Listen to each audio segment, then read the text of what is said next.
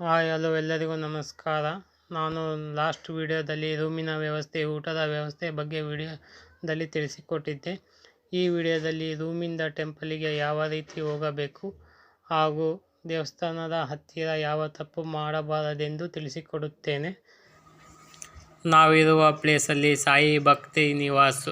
ಈ ಪ್ಲೇಸಿಂದ ಟೆಂಪಲಿಗೆ 1 ಕಿಲೋಮೀಟರ್ ಆಗುತ್ತದೆ. ಇದು ಟ್ರಸ್ಟ್ ಕಡೆಯಿಂದ ಉಚಿತ ಬಸ್ ಇರುತ್ತೆ. ನಾವು ರೂಮಿಂದ ಹೊರಗಡೆ ಹೋಗಿದ ತಕ್ಷಣ ಬಸ್ ಸಿಗುತ್ತೆ. ಬೈ ಚಾನ್ಸು ಬಸ್ ಏನಾದರೂ ಮಿಸ್ ಆದರೆ ಅಲ್ಲಿ ಆಟೋ ಇರುತ್ತೆ. ಆಟೋದವರಿಗೆ 50 ರೂಪಾಯಿ ಕೊಟ್ಟರೆ ಸೀದಾ ಟೆಂಪಲಿಗೆ ಅವರೇ ಕರ್ಕೊಂಡು ಹೋಗ್ತಾರೆ. ದೇವಸ್ಥಾನದ ಹತ್ತಿರ ಮೊಬೈಲು ಅಲೋ ಇರೋಂಗಿಲ್ಲ.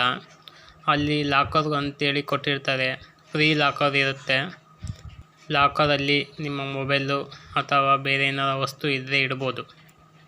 ನಾವು ದೇವಸ್ಥಾನಕ್ಕೆ ಹೋದಾಗ ಫ್ರೀ ದರ್ಶನ ಇತ್ತು, ಪೇಯ್ಡ್ ದರ್ಶನ ಇತ್ತು. ನಾವು ಫ್ರೀ ದರ್ಶನಕ್ಕೆ ಹೋದ್ವಿ. ಕ್ಯೂವಲ್ಲಿ ನಿಂತ್ಕೊಂಡ್ವಿ. ಕ್ಯೂ 1:30 2 ಗಂಟೆ ಆಯಿತು. ಲಾಸ್ಟಿಗೆ ಫೈನಲ್ ಆಗಿ ದರ್ಶನ ಮಾಡಿದ್ವಿ. 2:30 1 ಗಂಟೆ ಅನ್ನೋಷ್ಟೊತ್ತಿಗೆ ನಾವು ದೇವಸ್ಥಾನದಿಂದ ಹೊರಗಡೆ ಬಂದ್ವಿ.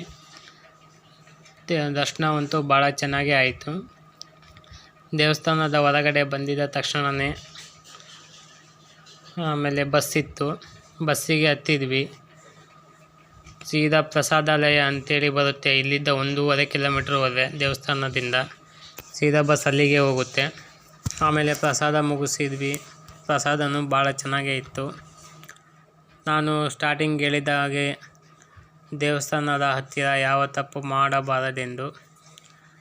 ನಾವು ರೂಮಿಂದ ದೇವಸ್ಥಾನಕ್ಕೆ ಬಂದಾಗ ಬಸ್ಸಿನಲ್ಲಿ ಬಂದ್ವಿ. ಬಸ್ಸಿಂದ ಇಳಿತಾ ಇದ್ದ ಹಾಗೆ ಅಲ್ಲಿ ಪೂಜೆ ಸಾಮಾನು ಮಾರುವಂಥವರು ಇಲ್ಲ ಅಂಗಡಿಯವರು ಯಾರಾದರೂ ಒಬ್ಬರು ಬರುತ್ತಾರೆ. ಒಳಗಡೆ ಮೊಬೈಲ್ ಅಲೋ ಇಲ್ಲ, ಸ್ಲಿಪ್ಪರ್ ಹಾಕ್ಕೊಂಡು ಹೋಗಂಗಿಲ್ಲ, ಇಲ್ಲೇ ಬನ್ನಿ ನಮ್ಮ ಶಾಪ್ ಹತ್ರ ಬಿಡಿ ಅಂತ ಹೇಳ್ತಾರೆ. ನಾವು ಏನು ಮಾಡಿದ್ವಿ ಅಂದರೆ ಸ್ಟಾರ್ಟಿಂಗ್ ನಾವು ಹೋಗಿದ್ದು ಹೊಸ್ದಾಗಿ, ಅಲ್ಲಿ ಅಷ್ಟು ಗೊತ್ತಿದ್ದೇ ಇಲ್ಲ. ಹಾಗಾಗಿ ಹೌದಾ ಅಂತ ಹೇಳಿದ್ವಿ. ಅಲ್ಲಿ ಲಾಕರ್ ಇಲ್ವಾ ಅಂತಲೂ ಕೇಳಿದ್ವಿ. ಹೌದು, ಅಲ್ಲೆಲ್ಲ ಲಾಕರ್ನ ಹೊಡೆದು ಬಿಟ್ಟಿದ್ದಾರೆ. ಅಲ್ಲಿ ಯಾವುದೇ ಲಾಕರ್ ಇಲ್ಲ, ಇಲ್ಲೇ ಇಡಬೇಕು, ನೀವು ಇಲ್ಲೇ ಇಡ್ರಿ ಅಂತ ಹೇಳಿದ್ರು. ನಾವು ಎಷ್ಟಾಗುತ್ತೆ ಇದು ಚಾರ್ಜ್ ಅಂತ ಕೇಳಿದ್ವಿ. ಹೌದು, ನಮ್ಮಲ್ಲಿ ಲಾಕರ್ ಫ್ರೀ ಇದೆ, ನೀವು ಇಲ್ಲಿ ಪೂಜಾ ಸಾಮಗ್ರಿಗಳನ್ನು ತಗೊಳ್ರಿ ಸಾಕು ಅಂತ ಹೇಳ್ತಾರೆ. ನಮಗೆ ಬೇಕಾಗಿದ್ದನ್ನ ಕೊಡೋದಕ್ಕಿಂತ ಅವರೇ ಒಂದು ಸೆಟ್ ಅಂತೇಳಿ ಮಾಡಿಟ್ಟಿರ್ತಾರೆ. ಅದು ಒಂದು ಸೆಟ್ಟು ಬಂದುಬಿಟ್ಟು 500 ರೂಪೀಸು. ಇದು 3 ಐಟಮ್ ಏನೋ ಕೊಡ್ತಾರೆ ಅದರೊಳಗೆ. ನಮಗೂ ಅದು ಸ್ಟಾರ್ಟಿಂಗ್ ಗೊತ್ತಾಗಲಿಲ್ಲ. ನಾವು 2 ಸೆಟ್ನ ತಗೊಂಡ್ವಿ. ತಗೊಂಡು ಹೋದ್ಮೇಲೆ ಎಂಟ್ರೆನ್ಸಿಗೆ ರೋಸ್ ಮಾಡ್ತಾಯಿದ್ರು. ನಾವು ರೋಸ್ನು ತಗೊಂಡ್ವಿ. ಅಲ್ಲಿಂದ ಸ್ವಲ್ಪ ಮುಂದೆ ಹೋಗ್ತಿದ್ದಂಗೆ ದರ್ಶನಕ್ಕೆ ಎಂಟ್ರಿ ಇದೆ. ನಾವೇನು ಗುಲಾಬಿ ಒಯ್ದಿದ್ವಿ, ಪೂಜೆ ಸಾಮಾನು ಒಯ್ದಿದ್ವಿ, ಯಾವುದೂ ಒಳಗಡೆ ತಗೊಂಡೋಗಂಗಿಲ್ಲ ರೂಲ್ಸಲ್ಲಿ. ಈ ರೂಲ್ಸು ನಮಗೆ ಗೊತ್ತಿಲ್ಲದಂಗೆ ಮುಂಚೆನೇ ಎಲ್ಲನೂ ತಗೊಂಡ್ಬಿಟ್ವಿ. ಈ ತಪ್ಪನ್ನು ನೆಕ್ಸ್ಟ್ ಬರುವ ನೀವು ಯಾರು ಮಾಡಬಾರ್ದು ಅಂತಲೇ ಈ ವಿಡಿಯೋದಲ್ಲಿ ಇದನ್ನು ತಿಳಿಸುತ್ತಿದ್ದೇನೆ. ದೇವಸ್ಥಾನದ ಒಳಗಡೆ ಹೋಗುವ ಮೊದಲೇ ಒಳಗಡೆ ಏನು ಅಲೋ ಇದೆ, ಏನು ಅಲೋ ಇಲ್ಲ ಅಂತೇಳಿ ತಿಳ್ಕೊಂಡೇ ತಗೊಂಡು ಹೋಗ್ಬೇಕು ನೀವು. ಅಕಸ್ಮಾತ್ ಏನೂ ಒಯ್ದಿಲ್ಲ ಅಂದ್ರೂ ಒಳಗಡೆ ಉಂಡಿ ಇರ್ತೈತಿ. ಉಂಡಿಯಲ್ಲಿ ನೀವು ದುಡ್ಡು ಹಾಕಿದ್ರು ನಡೆಯುತ್ತೆ. ಯಾಕಂದರೆ ಇಲ್ಲಿ ವೇಸ್ಟ್ ಮಾಡೋ ಬದಲು ಅಲ್ಲಿ ಹಾಕೋದೇ ಭಾಳ ಬೆಸ್ಟು. ಇದು ಆಲ್ರೆಡಿ ಮಾರುವವರಿಗೆ ಗೊತ್ತಿರುತ್ತೆ, ಅದನ್ನು ನಮಗೆ ಹೇಳಲ್ಲ. ಯಾಕಂದರೆ ಅವ್ರದ್ದು ವ್ಯಾಪಾರ ನಡಿಬೇಕಲ್ಲ, ಹಂಗಾಗಿ ಅವ್ರು ಅದನ್ನು ನಮಗೆ ಹೇಳಲ್ಲ.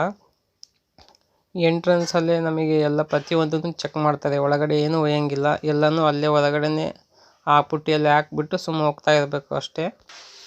ಅದಾದಮೇಲೆ ನಾವು ರೂಮಿಗೆ ವಾಪಸ್ ಬಂದ್ವಿ. ರೂಮಿಗೆ ಬಂದು ನೆಕ್ಸ್ಟ್ ನಾವು ಶನಿ ಸಿಂಗಾಪುರ್ ಹೋಗ್ಬೇಕು ಅಂತೇಳಿ ಪ್ಲ್ಯಾನ್ ಮಾಡಿದ್ವಿ. ನಾವಿರುವ ರೂಮಿಂದ ಶನಿ ಸಿಂಗಾಪುರಿಗೆ ಯಾವ ಥರ ಹೋಗಬೇಕು, ಆಮೇಲೆ ನಾವು ಯಾವ ಥರ ಹೋದ್ವಿ, ಎಷ್ಟು ಕಿಲೋಮೀಟ್ರ್ ಆಯಿತು ಅಂತೇಳಿ ನಾನು ಇನ್ನೊಂದು ನೆಕ್ಸ್ಟ್ ವೀಡಿಯೋ ಮಾಡಿಬಿಟ್ಟು ಅದರಲ್ಲಿ ಹೇಳ್ತೀನಿ. ಈ ವಿಡಿಯೋ ನಿಮಗೆ ಇಷ್ಟ ಆಗಿದ್ದರೆ ಒಂದು ಲೈಕ್ ಮಾಡಿ ಹಾಗೂ ಸಬ್ಸ್ಕ್ರೈಬ್ ಮಾಡಿಕೊಳ್ಳಿ.